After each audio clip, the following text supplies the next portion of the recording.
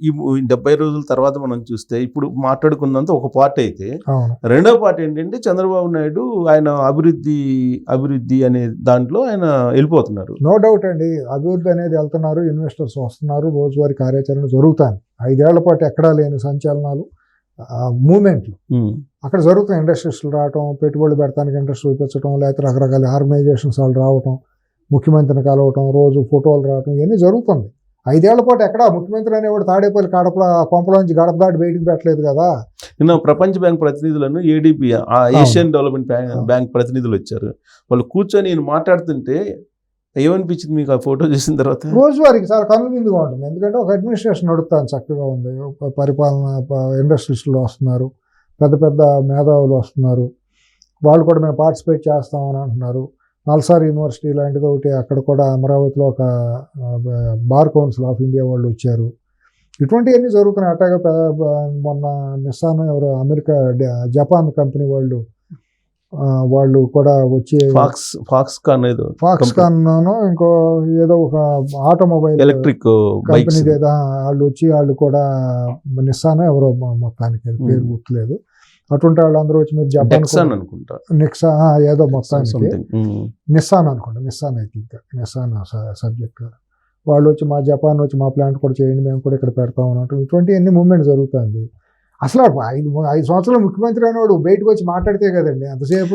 World bank ప్రతినిధి కలిసిన తర్వాత ఆల్మోస్ట్ వాళ్ళని ఇన్స్పైర్ చేయడానికి ఈయన ఏదో 2047 ఒక విజన్ని ఆయన వాళ్ళకి ఎక్స్ప్లెయిన్ చేశాడని చెప్తున్నారు.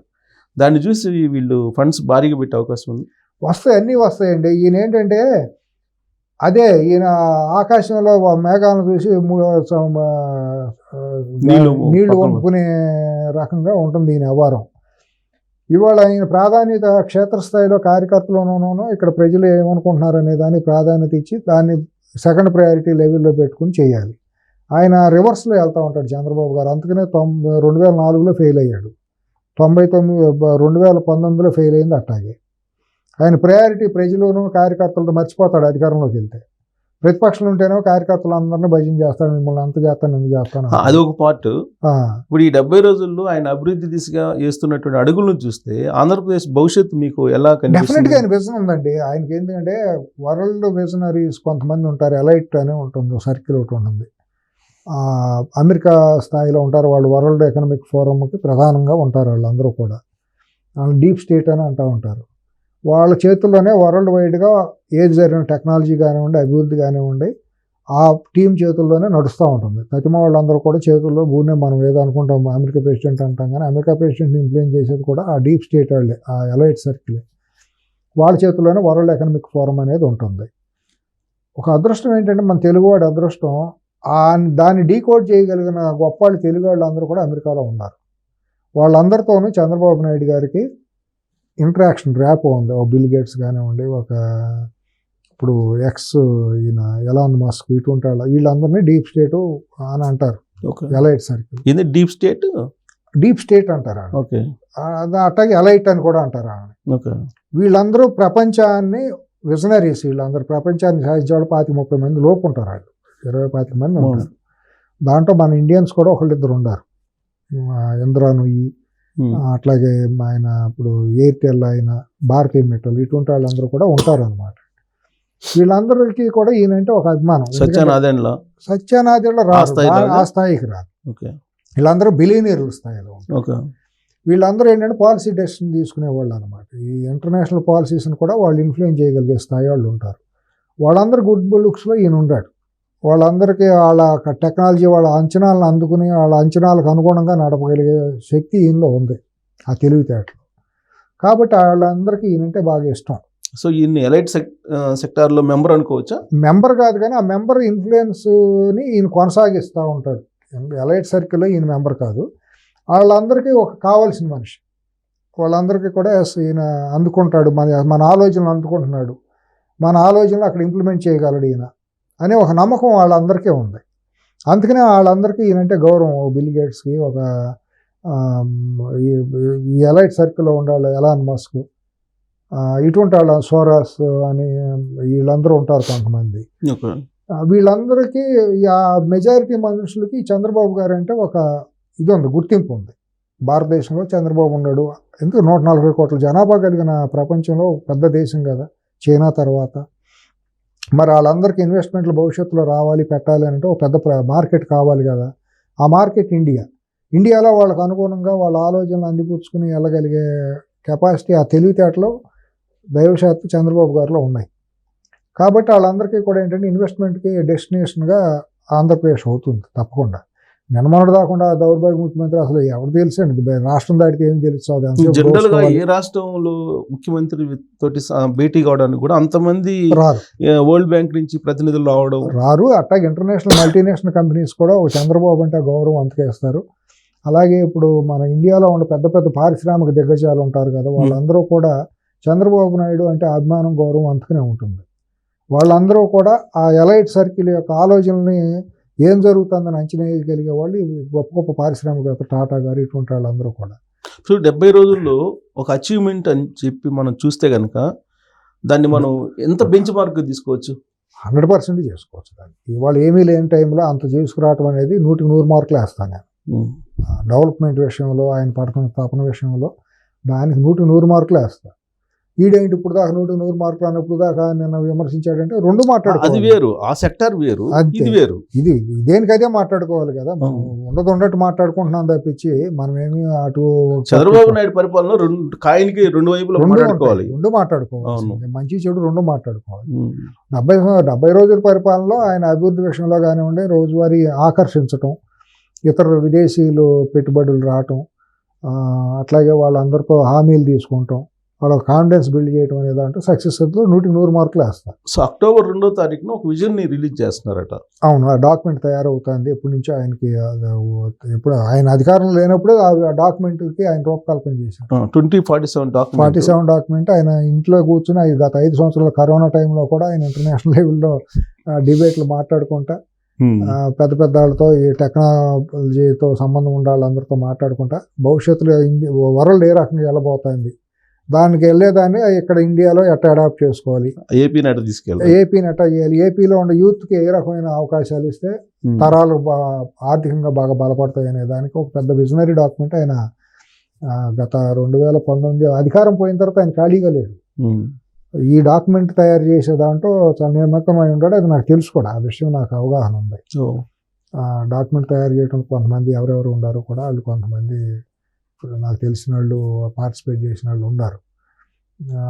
సరే ఆయన మోసలో వెళ్ళిపోతాడని నవ్వుకున్నాను నేను కూడా. దీంట్లో చిన్న ట్విస్ట్ ఏంటంటే నరేంద్ర మోడీ చేత అక్టోబర్ 2న ఈ లాంచ్ చేయించాలి అనే ప్లాన్ అంట.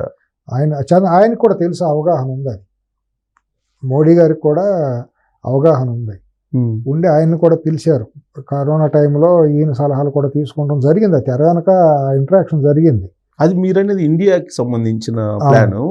ఆంధ్రప్రదేశ్ సంబంధించిన ప్లాన్ కూడా విజన్ ఇంక్లూడ్స్. అది ఆంధ్రప్రదేశ్ కూడా పార్ట్ ఆఫ్ ఇదే కదా. ఆ విజన్ ఫస్ట్ మనమే తీసుకోవాలి ఆ ఫలాలు. ఇండియా తర్వాత అందుకుంటుందో లేదో విషయం తర్వాత. ఆ డాక్యుమెంట్ తయారవుతుంది అనేది మోడీ గారికి అవగాహన ఉంది. ఓకే, అందుకే ఆయన చేత లాంచ్ చేపిస్తాం. ఆయనకు కూడా దాని మీద ఈయన ప్రెజెంట్ చేసి రావటం చేయటం ఇవన్నీ తెలుసు. ఎందుకంటే ఇంటెలిజెన్స్ రిపోర్ట్ ఉంటుంది, ఏం జరుగుతుంది ఏంటి అనేది కేంద్ర ఇంటెలిజెన్స్ ఉంటుంది కదా. ఆ మధ్య ఏదో G7 కంట్రీస్ సమావేశంలో కూడా ఈయన పిలిచేదో మాట్లాడినారు కదా. బిఫోర్ ఇదే 2-3 సార్లు పిలవటం, మాట్లాడటం, ఈ డాక్యుమెంట్ గురించి ఆయన చర్చించడం ఇవన్నీ జరిగినాయి. కాబట్టి ఈయన ఆ ద్వారంలో వెళ్ళిపోతూ ఉంటాడు. ఈ పని రాక్షసుడు, దాన్ని ఎవరో అదే తెలుగువాడిగా ఒక అదృష్టం కూడా. అటువంటి నాయకుడు భవిష్యత్తులో ఇంకెవడో కూడా ఎమర్జీ అవ్వడం కష్టం. సూపర్, అదొక పని వ్యసనం. ఇంకా అటువంటి భారతదేశంలో నీకు ఎవడో లేడు అసలు, నో డౌట్. తెలుగువాడిగా ఆయన ఒక తెలుగువాడిగా ఉండటం మనం గర్వకారణం. చంద్రబాబు నాయుడు అనే వ్యక్తి ఈ విషయంలో డెవలప్మెంట్ పని కష్టపడటం, ఒక పక్క డాక్యుమెంట్, రెండో పక్క పార్టీని నడుపుకుంటాం, ఇవన్నీ ఉన్నాయి. 2047కి వరల్డ్ నెంబర్ 1 ఆంధ్రప్రదేశ్ అవుతుంది అని చెప్పి ఆయన విజన్. అవును, వరల్డ్ నెంబర్ 1, నాట్ ఇండియా. అవును, ఈ దౌర్భాగ్యుడు 5 ఏళ్ళు రాకపోతే ఈ పాటికి వేరుగా ఉండేదండి, చరిత్ర వేరుగా ఉండేది. తెలుగు వాళ్ళు చేసుకున్న దౌర్భాగ్యమైన డేషన్ అది 2019-2024 మధ్య. ఈ నికృష్టుడు రాకపోతే రాష్ట్ర పరిస్థితి ఎట్లా ఉండాలో అట్లా ఉండేది. కానీ ఈ 2047ని విమర్శించే వాళ్ళు కూడా ఉన్నారు. విజన్ 2047 2020 విమర్శించిన అప్పుడు వివరించారు. ఇప్పుడు కూడా ఈ 2047 విమర్శించే వాళ్ళు ఉన్నారు అనేది నిన్న కూడా ప్రస్తావించారు. 100% ఉంటారు. ఇప్పుడు సమాజం 100% ఎప్పుడు కూడా ఇప్పుడు మనం మాట్లాడుతున్న చర్చని పనికిమాలిన చర్చ, పోరంబోకు చర్చ అనేవాళ్ళు ఉండరు అనుకుంటున్నారా? ఉంటారు. మనం మాట్లాడేది గొప్పగా ఉందని అనేవాళ్ళు ఉంటారంటారా? ఉంటారు, ఎప్పుడు ఉంటారు. ఆ పర్సంటేజ్ అటు ఇటు మారుతూ ఉంటుంది. లేకపోతే 40 మంది ఓట్లు వేస్తామంటే ఆ దౌర్భాగ్యం కాకపోతే ఏంటి? 47 విమర్శించకపోతే ఆ దౌర్భాగ్యం 39% ఓట్లు వేయటం ఏంటి? ఆ దౌర్భాగ్యం ఎప్పుడు సమాజంలో ఉంటుంది. అంటే ఈ ప్రస్తావన ఎందుకు తీసుకొచ్చారంటే 2047 విజన్ అయితే తయారు చేశాడు ఆయన. అవును. కానీ ఆయన విజన్ ని అర్థం చేసుకునేలాగా ప్రజలను అవేర్నెస్ కల్పించడం కూడా ఆయన బాధ్యతే కదా. అది పెద్ద టాస్క్.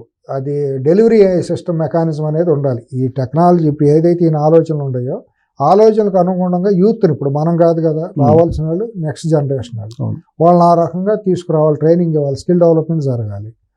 జరగబోయేది ఏంటి అనేది ఇందాక మనం ఎలైట్ సర్కిల్లో నుంచి ఏదైతే వస్తుందో దాన్ని ఈయన ఒక గ్రాస్ప్ చేసి దాన్ని ఈయనకంటూ ఒక ఆవిష్కరణ ఉంది కళ్ళ ముందు, దాన్ని రేపు ఆవిష్కరించబోతారు, ఇది అని డాక్యుమెంట్ ఇదవుతుంది. దానికి తగ్గట్టు యూత్ని, మన తెలుగు సమాజాన్ని తీసుకురావాలి. దాన్ని రేపు తెలంగాణలో రేవంత్ రెడ్డి గారు కూడా ఆ డాక్యుమెంట్ని ఈయన అడాప్ట్ చేసుకుంటారు. ఎందుకంటే తెలుగు జాతే కదా. ఇప్పుడు ఆయనకు ఆ డిస్క్రిప్షన్ ఏం లేదండి, అన్ని బాగుండాలి, అందరూ బాగుండాలి అనుకుంటారు. తెలుగు జాతే కదా. కానీ ఇక్కడ ఏంటంటే ఇప్పుడు 2020 విజన్ తయారు చేసినప్పుడు కూడా దాని మీద దుష్ప్రచారం చేసినందువల్ల 2004 కాంగ్రెస్ చెప్పుకోలేక ప్రజలకి అవగాహన, ఇప్పుడు తను ఏం చేయాలి అనేది, తను ఏం చేస్తున్నాడు అనేది ప్రజలకు చెప్పాలి కదా, బాధ్యత కదా. అదే కదా మనం ఇందాక అనుకుంది. ఇప్పుడు ఆ దుష్ప్రచారం చేయడం రాజశేఖర రెడ్డి సఫలీకృతుడు అయ్యాడు. దొన్నేందంటే దోణ కట్టేయమన్నట్టు అజ్ఞానులు అందరూ కూడా ఎక్కువగా దుష్ప్రచారాన్ని ఎక్కువ నమ్ముతారు సమాజంలో.